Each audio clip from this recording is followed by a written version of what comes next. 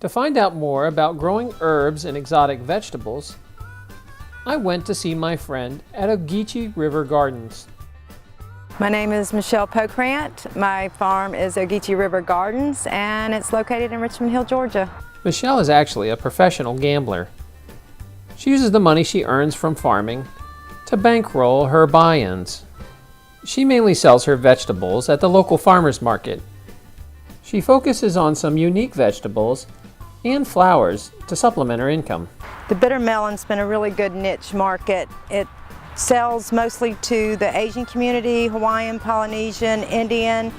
There's lots of different names for it. It's a very bitter fruit, beautiful fruit. It's in the gourd family and it is so easy to grow. You just gotta knock the stink bugs off occasionally. Michelle also gives some advice on how to self-pollinate your vegetables that grow in a greenhouse.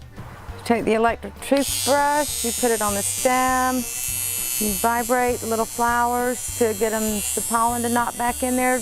Tomatoes are self-pollinating. They do not need a flower of another tomato. So you just can do it yourself when the bees are less active and you're growing in a high tunnel to get them to create a tomato.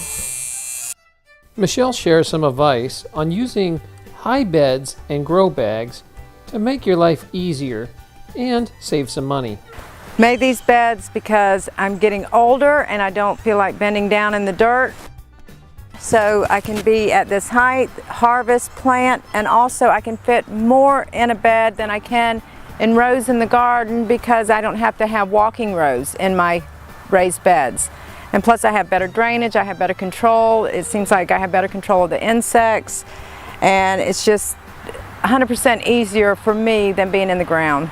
On the bottom, the first bottom two boards of the boxes, I've got just topsoil in there, and the top, say, 10, 12 inches is an engineered soil that I get from a soil scientist that is just wonderful, supercharged soil, and there I am able to ensure that my plants are going to grow wonderfully because the soil is so well drained and so well put together.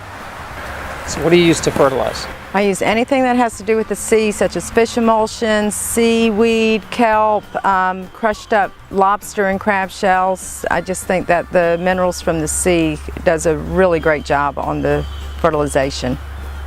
The bags are grow bags. They're very inexpensive. Fill them up with the good soil, plant out whatever plants I want to grow. In the spring I do tomatoes. Here I'm doing a bunch of fresh herbs, parsley, sorrel, dandelion, tatsoi, mizunas, and I have a drip system going on in here. There's a drip tape, we call it. I don't know if you can see this drip tape.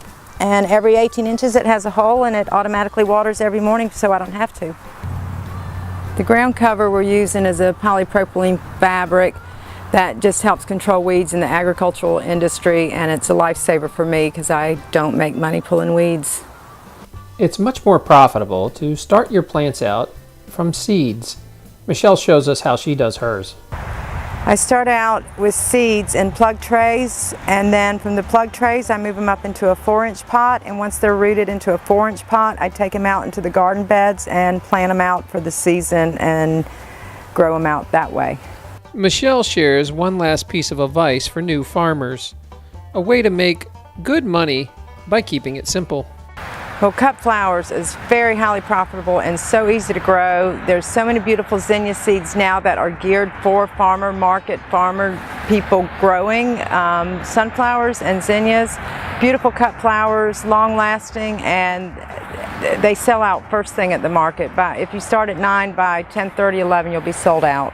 I hope you enjoyed that. Just remember, this is a segment out of a full documentary. If you want to watch the whole documentary, all you have to do is click right here. You can see it in its entirety. Also, don't forget to stop by terranlupo.com. I have up videos that you can't see anywhere else. Currently, I have one on carnivorous plants and also how to make your own mead. All you have to do is go over and sign up at terranlupo.com, and all that's free. Don't forget, if you haven't subscribed yet, please subscribe.